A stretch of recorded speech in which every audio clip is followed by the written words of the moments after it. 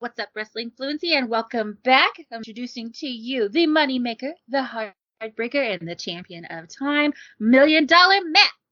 What's going on, everybody? What's going on, Wrestling Fluency Universe? Welcome to another episode of Wrestling Fluency, where we speak wrestling, and we hope you do too.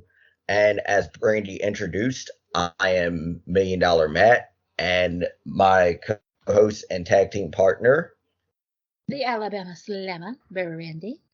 Woohoo! Alabama Slammer in the house. So, as usual, Brandie, how are you doing? Oh, Matt, it's been a day. Our listeners don't know, but we had quite an eventful chain of events to get to recording today. But we're here, kicking off episode 1 of season 2 with a new series. That's right. We started off a new series, and this is highlighting some of the newest prospects in wrestling. And this would be our Wrestling Fluency prospects. Yeah. So going forward, we have about 3 series that we're really going to be hitting hard. And this is the one where we want to take a look at the new people, like Matt mentioned. And it is going to be called New Prospects. And Matt, who's our new prospect today? Our new prospect happens to be the current NXT World Champion, Bron Breakker. Yeah. Bron Breakker is someone who's got a lot of steam behind him right now. He is definitely a fan favorite and a fan favorite amongst just former wrestling personalities. I know that like Jim Cornette's big on him, Bischoff, Booker T. There's a lot of that generation that really see in him the glory days of wrestling. Yeah, and he's basically a hybrid of his father as well as his uncle. And I also understand, too, he was kind of influenced by Goldberg a little bit with his explosiveness. So I could pretty much see that. Yeah, so Bron Breakker, whose name is actually Bronson Steiner, is Rick Steiner's son. And he's one of the 3 sons. And I found it really interesting that the other 2 sons do such like normal people. They're tradesmen. They do electric work and carpenter. And Bron was a football player for a while. And I can't remember where they said he played. But he was definitely talking about being like inspired by Goldberg in his football career. And it definitely, I feel like, has gone over to his wrestling career. So that's kind of what we're looking at with early life. Bron was always someone who was like, look, when my football career is over, it's over, and we're going to go as far as we can go, but we're not going to hold on to glory days and pipe dreams. And he wound up coming to NXT. Yep, and a little tidbit fact too, Brandie, that I kind of recognize, and this was aside from the fact that he went to Kennesaw State to play football, but he was also majoring in criminal justice. Oh, yeah. Didn't he get his degree in that? Like, he actually went ahead and got the degree. I'm not sure if he did, but if he did and you're on the stand, you might as well plead guilty, because I can hear him now saying, "Where were you on October 16th at 2:00? I'd be like, okay, Bron, I'm guilty. That would be a very intimidating person to stand across in a courtroom. Oh, yeah, definitely. I'm glad you brought up it was Kennesaw, because when I was watching some information earlier, they mentioned Kennesaw, and I was like, oh, I know people from there, because it's relatively close to me. I mean, it's not like down the street, but it's the state over. Right. So I've been through there, and I know people from there and stuff like that. And I was like, oh, just a small town boy. You know, what I found interesting is that when he was first brought into the NXT class, it was kind of like an afterthought. Like Triple H was like, oh yeah, and Bronson Steiner, Rick Steiner is gonna be in this class, and they were all hyped up about that other dude, the one that they thought was gonna be like Mini Lesnar. Yeah, Parker Bordeaux, I believe it was. Yeah, and didn't he get released? Yep, he got released, and then they tried to put him over in AEW, and I think that pretty much worked or wasn't effective as a fart in church. So yeah, like what was up with that? Was he just not good, or? I don't know. I guess they kind of put him with Joe Gacy, and that lost steam, and I don't know. Well, Braun wound up being the like rough gem in that. And so I do find it hilarious that they're like, we're going to give him the last name Breakker when Steiner is such a strong name, but also such a wrestling family name. But I did see someone making the comment of like, WWE can own the name Bron Breakker, and then the Steiners and the WWE have had like not the best relationship on and off, so it was understandable. Yeah. Yeah, I mean, for a branding and marketing point, it makes sense. And a lot of people are like, well, why can't he just be Bronson Steiner? Look, people, WWE, when they give these new superstars, especially the ones that are just coming in, names and all that, that is their instant license to print money. So as far as name and branding and all that goes, they have the right to do that. So They do. Is it kind of shitty? Yeah. Is we agree. it covering their own ass? Yeah. I mean, it's business, Mm-hmm. and it might not be the friendliest business, but it's business. Right. And to Brandie's point, like we said, at the end of the day, it's business. You can understand it. And honestly, I think in this day and age with the internet and just the online wrestling community, it doesn't matter if your name is different than what you use on the independents. You wind up like being able to like look at Paige. Paige is going by Soraya, I think is how it's pronounced. Soraya is how it's pronounced. That's her actual name. But like everybody knows who she is. Mm-hmm.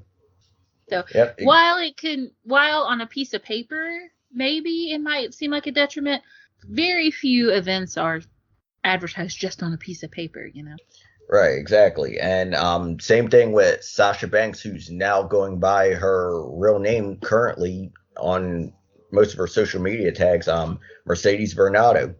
There's definitely been a big shift where a lot of wrestlers are going by their like real names online, and then they'll like their actual username will be their name, and then their at will be like if my name that appeared on Twitter was Alabama Slamma, but my at would be like Brandie Sot, They've been doing that. Right. So that's the brief history on Braun. Matt, you are a big Braun fan. In fact, he was your we both agreed that he should definitely be one of our prospects. But why don't you get into some of the matches since you really keep up with that NXT 2.0 brand? All right. So this is basically some of the matches that I really enjoyed from Bron Breakker. And one of the matches that I can remember, and this is a little bit after his mini feud with Dolph Ziggler for the NXT Championship. And this was a match involving Bron Breakker and the current now Intercontinental Champion, Gunther. And this was an NXT taping April of 2022 this year. And I'll tell you one thing, this was a banger. And honestly, any match that Walter is, or Gunther, I'm used to calling him Walter, excuse me, Pete. Any match Gunther is involved in, he can't have a bad match. He rarely has a bad match. So that was an exciting match. Just to get off on a side note there, Gunther, I saw someone saying, I can't believe it. I can't believe WWE has somehow got me to call Walter Gunther. They wear you down. Well, that's part of the reason why I actually slipped up Brandie and accidentally called him Walter. But then I was just like, he's Gunther. That's right. He's Gunther. But I think as fans, we adapted and we just adjusted. Like Brandie said, they wore us down. So that's that. We do what we can do. Yeah, exactly. So, Matt, do you remember anything about his debut? Oh, yeah. I actually remember it quite well. So his first official televised match was against LA Knight, and this was part of the start of the NXT 2.0 brand. And this was on a September 14th episode of 2021. And he actually beat LA Knight in dominating fashion. So they booked him kind of like a Goldberg kind of. Oh, yeah, where it just made him seem like he was very unstoppable. And then later on in that night, he actually had a confrontation backstage with the NXT champion at the time, which was Raw's own Tommaso Ciampa. Yeah, and that kind of little feud he had back and forth with Ciampa really helped showcase him, really put him out there for the fans. Yeah, and I think that was the start and planted the seed for the early success of Bron Breakker, which we will also get a little bit more into. And I was going to say, going on too as well, he had a breakout performance in War Games where it was basically, as I like to call it, the NXT Black and Gold, the OGs, involving on the team of Black and Gold with Tommaso Ciampa, LA Knight, Johnny Gargano, and Pete Dunne, who is now known as Butch. And part of the NXT 2.0 is our boy Bron, Carmelo Hayes, Grayson Waller, and Tony D'Angelo. This was in a War Games match that took place December 5th, 2021. And this was basically the end of an era where they were shipping out the Triple H era and coming into the Vince McMahon and Bruce Pritchard era of NXT 2.0, where the team NXT 2.0 got the victory in War Games. And once again, solidified Bron and made him look like a star. And later on, and this is at New Year's Evil. This was actually January 4th, 2022. And this is where Bron finally defeated Tommaso Ciampa to win the NXT championship. And it was very memorable because at the end of that match, he celebrated with the now Hall of Famer Rick Steiner, his dad. Yeah. You know, one thing that I am very picky about with Bron is I don't want them to do to him what they did to Natty. With Natty, it's always all about, like, when it's a family thing, it's always about Brett. It's never about her dad.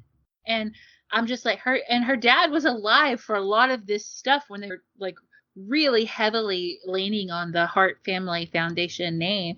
And it's like, you know, instead of her Uncle Brett bringing her to the ring, why not her dad? Why not the Anvil? Like, and that's one thing with Bron that I'm really conscious of. I'm like, y'all need to make sure that it's not all about, yeah, he's related to Scott. No, he's Rick's son. He's Rick's boy, you know? Yep, and he's, exactly. like you said, he's a mix of the two, definitely. But I just find it disrespectful to these wrestlers' actual parents who had lucrative careers. Like Jim Neidhart had a really good career alongside Brett. Like, there was I hate with the Hart stuff how they always make Brett the, like, show pony.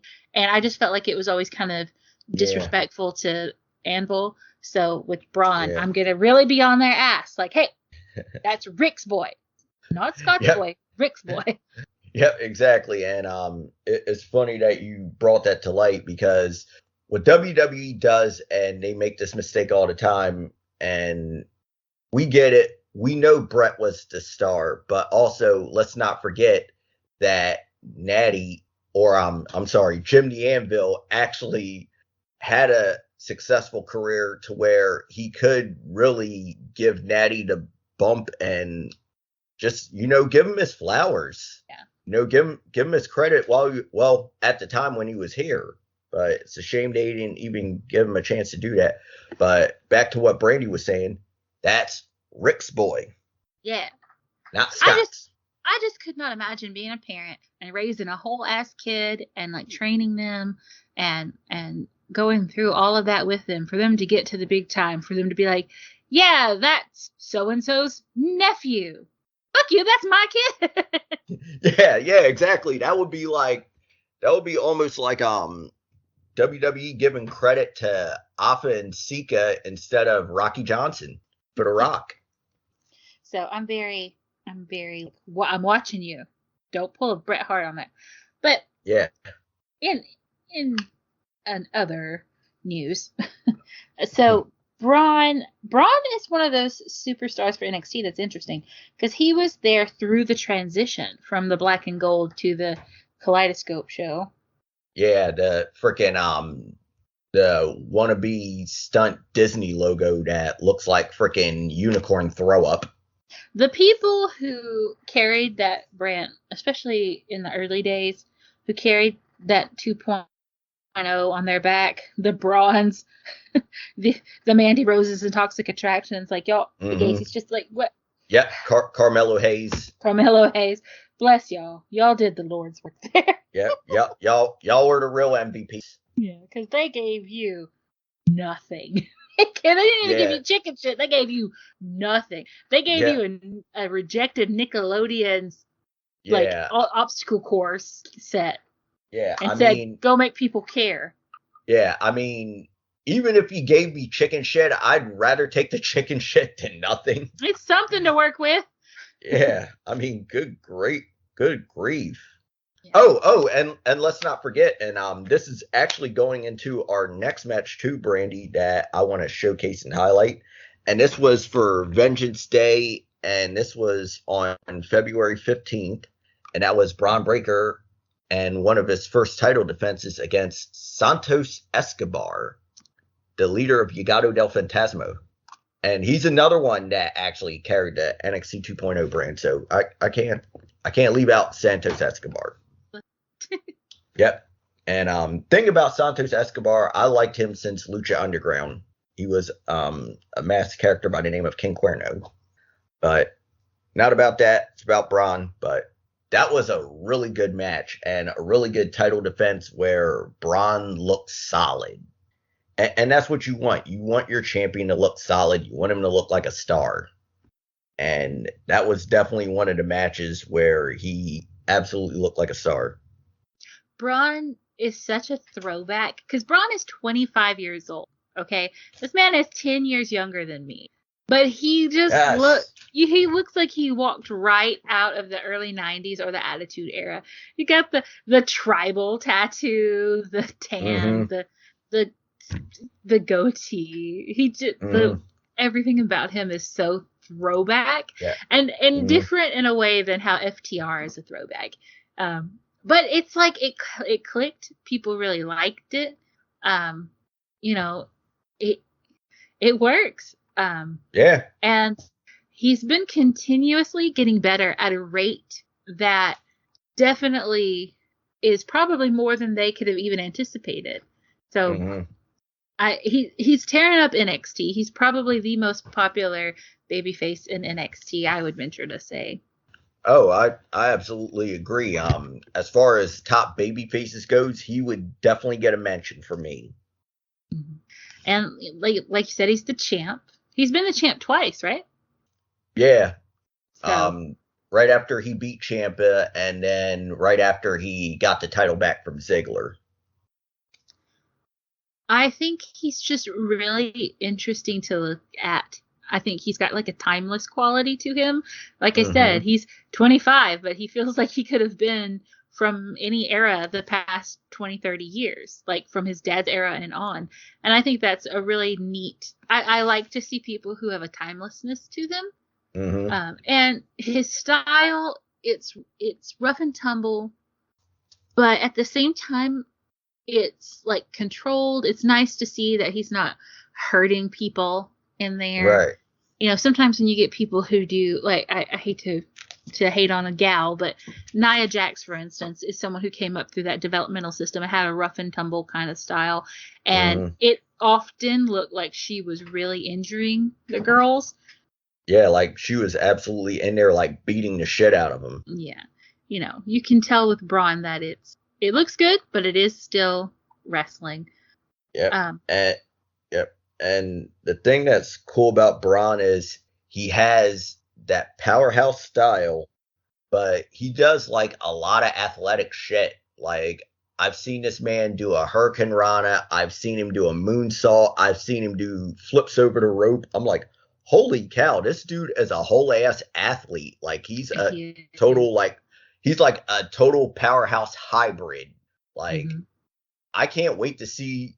Although he's killing it in NXT, I cannot wait to see this guy on a Monday Night Raw or a SmackDown.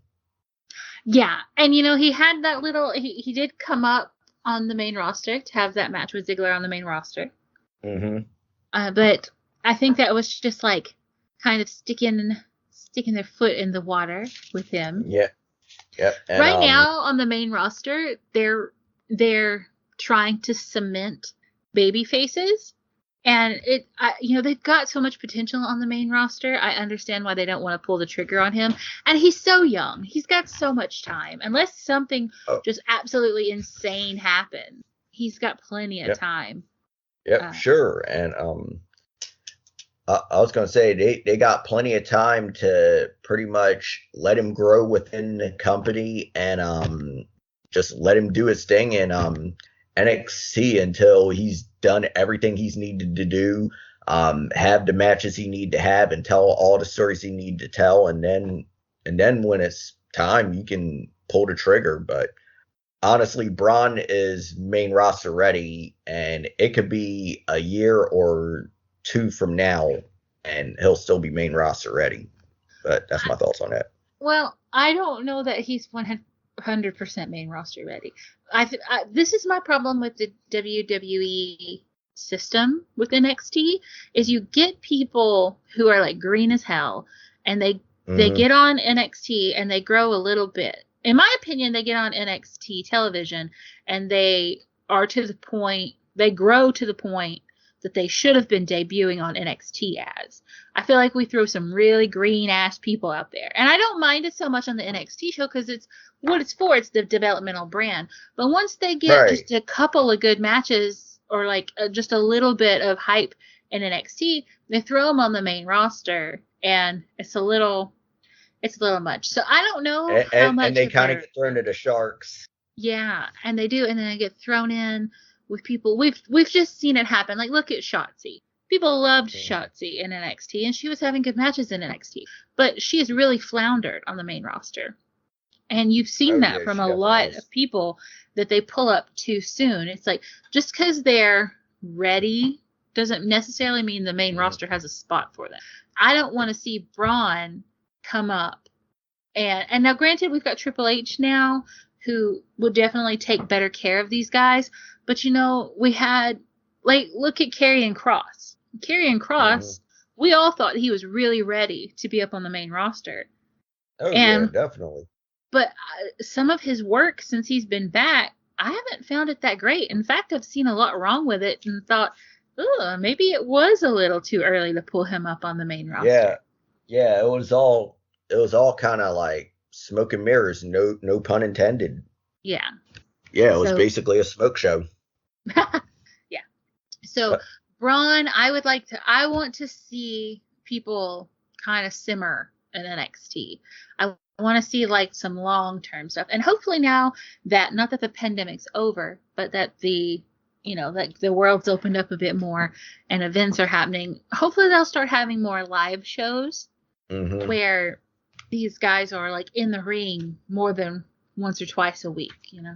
Oh yeah, definitely. And it's funny you were mentioning that with NXT. It's basically where a lot of talent has the opportunity to grow, and Braun is definitely one of them. Where if you take your time with him, you let him be within the system, let him know and understand the system, and even as Brandie mentioned too, just have like a couple touring house shows involving NXT where they're wrestling more than once or twice a week, and just give them a decent amount of ring time and also time on the mic as well too. And I honestly think Bron could be polished and he could be ready. But that just also another good example of that is his current challenger, Apollo Crews, where they brought him up too soon and he was just a flash in the pan, but then they brought him back and now I think he's doing a little bit better as far as Apollo Crews is concerned. I think in the past they've seen like one thing in a performer and it's hit in NXT, so they rush them up to the main roster and realize, oh shit, they're really strong in this one thing. It's what they're naturally gifted at. But they're really weak on these other things that it takes to be a good performer. I would like to see the main roster start getting the fat trimmed off of it. These people who can't talk on the mic, these people who, they're one-trick ponies. I'd like to see them fall off.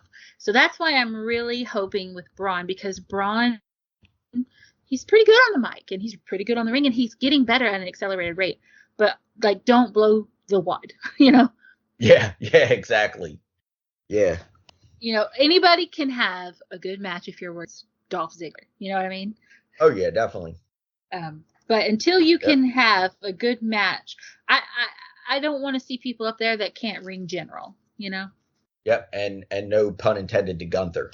Yeah, because I pay a lot of attention to women's wrestling, so I use a lot of women's match instances. But a good example of two people who were pretty good at certain things is Ronda Rousey and Shotzi. That last match they had on pay-per-view. That's what happens when you got two people in there that are only good at like one or two things, and either of them can ring general. Just chaos. Somebody's got to be able to lead the dance. Yep, exactly. You got to have one that leads and one that follows. And going back to what Brandie is saying, you need somebody who can take the lead, and you need to have somebody in that match that's willing to follow that exact leader. So being that's one of the things that definitely need to be worked on between both superstars on that. Sorry, Matt. I was going to say, otherwise it's going to end up like, and I can't say it enough, like a fart in church. Yeah. I think with Braun, the potential is there. I mean, and it's just, he's getting better and better. So I don't really think, as long as WWE takes care of him, I don't think we'll have to worry about it. But, if he gets forced into situations he's not ready for, that's nobody's fault but theirs. So, all right. Going forward with all this potential, we've both mentioned we'd like to see him stew on NXT, maybe help build up in the NXT brand, because good God, has it taken a tumble. Oh yeah, it definitely has. And I was going to say, it's in between whether or not it's taken a turn for the worse or it's gotten slightly better.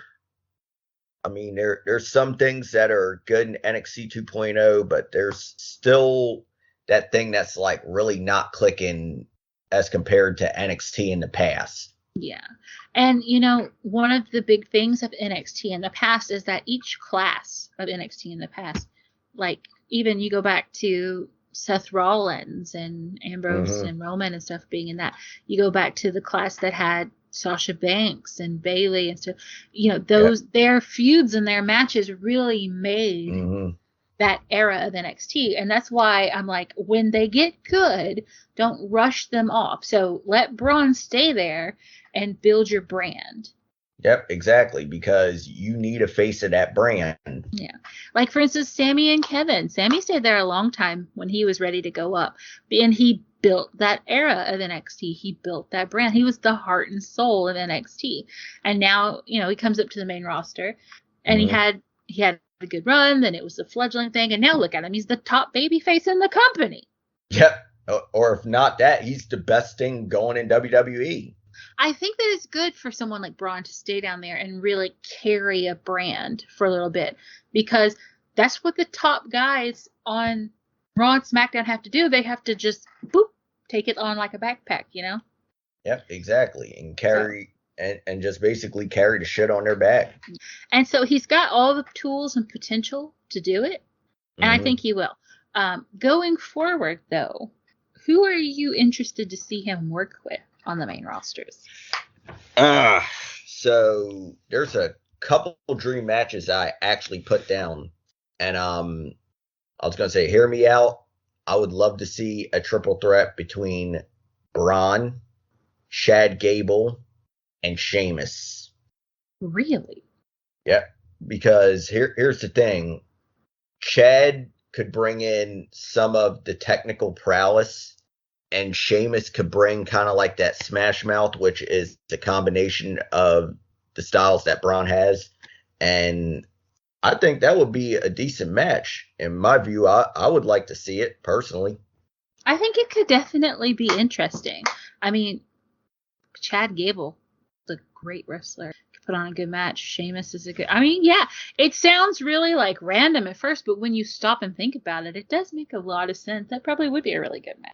Yep, and on top of that too, going back to your earlier point about Ronda Rousey and Shotzi, Chad Gable could actually, I could see him ring general in this match, Yeah, like yeah. really being able to lead this match, and on top of that, kind of give Braun an introduction to how things work on the main roster. Sheamus definitely could. Right now, Gable's position on the card is not really good enough to be in that match, but just from a technical perspective, like knowing their talent, that'd be a great match. They've got a lot of rehabilitation they got to do to Gable, but Oh yeah, definitely. you know who I do not want to see Bron Breakker within 100 yards of? Who's Braun that? Strowman. I don't want to see him anywhere near Braun Strowman. No, that would be a train wreck of a match. I could see that definitely being a train wreck. Long-term feud, I want to see, like way down the line, Cody Rhodes is WWE champion versus Bron Breakker, with this whole like Dusty's boy versus Rick's boy wrestling family. Like that's a WrestleMania match to me right there. That's WrestleMania in a few years. Oh yeah, absolutely. I could definitely see that. And so I've seen a lot of people on the internet really want this as a dream match, and I think if they could do good long-term storytelling, on paper would sound good, but it would definitely need like a good big fight feel, and that would be maybe a feud or even just a match with Braun and Brock Lesnar. Yeah, I think that's one of like the first matches that people think of for him, and I think that that's a good match to establish him. It could even be the passing of the torch a bit from old Brocky Lesnar, depending on how much he wants to be involved in wrestling in the future. He could definitely pass the torch over to Braun. Yeah. Oh yeah, definitely. Yep. And I could definitely see that from old generation to new generation. And like I said, with great storytelling with that could really be awesome. But they have to make it kind of like a big fight feel, because that's what it is. Just like you want to see the biggest, baddest new guy against the old school biggest, baddest guy. You know who I don't want to see anywhere around him? Who's that? The Miz. I don't want to see Miz anywhere. No, that would be another freaking shitstorm right there. I definitely don't want to see that. Miz has done the same dance with these new guys coming up, or like the guys returning, for the past several years. Miz gets into a scuffle with someone, cheats to win. They beat him. They trade back and forth. The wife gets involved. Maurice gets involved. So-and-so's girlfriend or so-and-so's wife gets involved. It's been that. They did it with Daniel Bryan. They did it with Edge and Beth. It's been done to death. I do not want to see it again. Yeah. And they really need to kill this feud with him and Dexter. It's dying a very slow and painful death. Yeah. And I don't want to see any more of it. Like, they've kind of been using Miz as just this guy that anyone can work with. They've been giving him the Dolphy Ziggler treatment. And it's like, okay, you got to remember that the reason it worked with Dolph and the reason it worked with Miz, with these other guys in the beginning, is because these guys had credibility. And so you're going to have to build them up for them to take losing to these guys again. But yeah, no, I do not want to see Bron Breakker Yeah. anywhere near the Yeah, men. definitely. Yeah, definitely not. Yep. But Or on a to tag team. I don't want to see him in a bullshit tag team either. no, no, because that's what WWE does too. Just like if they don't have anything for you for a singles run, they're like, oh, let's throw them in a tag team. Yeah. Let's throw them in some random tag team. And WWE has a habit of doing that, and I don't want to see it.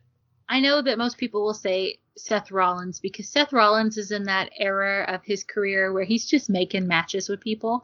He's just out there having good matches. Oh Um, yeah. but I think that's just a little too obvious. Hmm. So I don't foresee that. Yeah. I'd like to see him come in and I'd like to see him work with Theory. Like let Theory really get some like wins under him. Let Theory get his legs under him as like a real heel on there, And again, I'm talking like I said, I want to see Braun down in NXT for at least another year. So, spend a year building Theory, just being a douchebag, like just and then like him and Braun could really have some ugly matches. It would be nice. Yep. And on top of that too, you can build off of that because Braun's naturally a baby face. Mm-hmm. Yep. And I was going to say, that's another thing too. You have to really introduce Braun as the guy that you can actually root for instead of just randomly throwing him in there out of nowhere and just having him debut on WrestleMania, because most of the fans, the casual fans that don't follow NXT, they're going to look like, who is this guy? Yeah. What I think is, I would also like to see him like one of his first feuds when he comes back up could totally be with Ciampa, revisiting that. Oh yeah, definitely. What I would Put him, like to yep. see is Braun have a really strong showing in the 2024 Royal Rumble and him come up after the Rumble and work toward a WrestleMania match. Not the main Yeah. event, but a WrestleMania match. And that puts him Yep. on the road to 2025, 2026 being up there as a possible headliner. Because we're going to see when I personally think Cody Rhodes comes back at Royal Rumble and it's between him and Seth for the thing, obviously. And because I think Cody Rhodes has to be the one to dethrone Roman as much as everybody loves Sami Zayn. And in my heart of hearts, I would love for Sami Zayn to get to be the one. Personally, I would love to see that. Yeah. Long-term storytelling, I don't really see blowing Roman's streak on Sami, especially when it would be just as good to have Sami and Kevin knock off the Usos. Yep. And honestly, I was looking at something earlier and I thought to myself, that would actually be a little more meaningful than to have Sammy be the one to dethrone Roman. Because as you mentioned, Brandie, as much as you and I personally would love to see it, because it would give that feel good underdog moment, but how often has that been done though? I mean, it's almost like the same thing. But well, the thing is that when Roman gets knocked off, it has to be to make this generation's babyface. It has to be. Mm-hmm. Because he's this generation's heel. It has to. Roman losing those titles has to be a big match, and it has to be someone who's going to run with that belt for a long time. And I just don't see it being anyone but Cody Rhodes. Like, Cody Rhodes has the story and all of that, and I love Sammy, and I would love for Sammy one day to have that opportunity to have the belt, but it's not now. Anyway, we're getting off topic. Yeah, we need to get back to Bron Breakker. Back to Bron.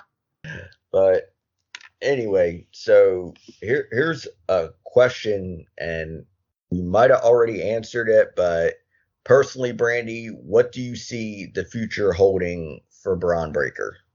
Braun, I feel, is the next big babyface they build after Cody Rhodes. So I think that we'll see him continue to have good matches, continue to work some stuff, be it iffy or not. I don't want to see them turn him heel ever, period. Do not. I will fight you. Do not do that. Yeah, But me and Brandie will fight you, WWE, just so you know. I see, like, for the next year, Braun having strong matches down at NXT, really building that brand, coming up in another year, having a strong showing at the Rumble. I mean, he could even technically come up and have a spot in the Rumble this year, like this coming Rumble. And then, like, later in the year, come up and start working those matches against Ciampa, against Austin Theory, stuff like that. But I just don't foresee him really needing to be on the main roster for at least another 6 months to a year. Oh yeah, I definitely agree with that because you really want to slow build that. And NXT itself needs that superstar that could carry the brand. I mean, back then we had the Seth Rollins, we had the Sami Zayns, we had the Garganos and Ciampas, and also not to mention the Four Horsewomen, of course. Your Nakamura's, your Finn Balor's, but Bron Breakker needs to be that next superstar that could carry NXT into the next generation until the next face of the brand could actually come up. Yeah. Could be established. I think that when you're looking at the next 5 years for the guys that are really going to be on top, I do see Cody Rhodes up there. I do see Braun up there. I do see Austin Theory up there. You know, we just got to give them time to get a little seasoning on them. Yeah. And unpopular opinion, too, at some point, I gotta even see Omos up there as well, too. I mean, I know you're cringing on that, Brandie, but hear me out. I think if you give him time, I think Omos could be one of the next better giants. Because we need that. We need the next big giant because WWE's the land of giants. I'm not a fan, but if they can take him down to NXT and figure out what to do with him, figure out how to make him a good wrestler. Yeah. I don't know. Guys that are that big that can't move around really well, and he moves around pretty good for a big guy. But he can't move around very well. They're so limited, and I find their matches, like, really are limited because it's like they've got to be working against a really strong opponent who can carry the match. Right, and I think you could honestly do that because he's another superstar that's actually young, and I just looked it up, Brandie. He's 28 years old, actually, so... Yeah, I mean, he's got time. He's got time, and maybe a match with him and Braun in the future. We'll just have to see. Yeah.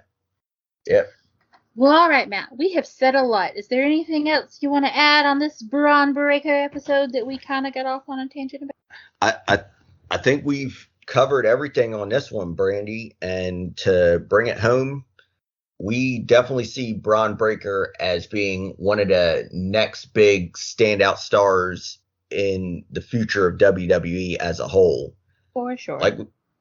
Like we said, if he carries NXT for the next few years or so, up until we can do a slow build for him to be on the main roster, then guaranteed he will be up there as one of the top baby faces, and we could see him selling a lot of merch. Yeah. I think 5 years from now, you're looking at Braun as an established star. Oh yeah, for sure. I mean, technically, with wrestling fans before then, he'll be an established star. But I'm, just in the way of his matches, in the way of how he's placed in the company, he'll be undeniable. Oh, yeah, definitely. Well, all right, Matt. This has been a pretty successful first run of our new series, New Prospects. I hope everybody has enjoyed it. Yep. And we definitely had a lot of fun recording this and also looking up information on it. And if you would like to see more of it, drop a like and also drop a comment. And I was going to say, if you're on the Spotify side of things, feel free to download it and check it out whenever you feel like it. Yeah, let us know. We have, like I said at the beginning of the show, we've got some new series that we're going to be working on. You'll notice that the channel is taking a bit of a turn in a different direction. We're really trying to figure out and get comfortable in where we are as podcasters. And I think that we have found a niche that we want to be in. So hopefully it vibes with you and you'll come along for our journey. Yeah, I think you should come along. It's going to be exciting. Mm-hmm. We've got a lot in store, and we are excited to bring you all of the new stuff here in Wrestling Fluency Season 2, baby! We're 1 year old! Woohoo! Yep. Woohoo! We have established ourselves. All right. And we're looking forward to bringing you more. And so, without further ado, I have been the Alabama Slammer. And I am $1 Million Matt. This is Wrestling Fluency, where we speak wrestling, and we hope you do too. Bye! Peace.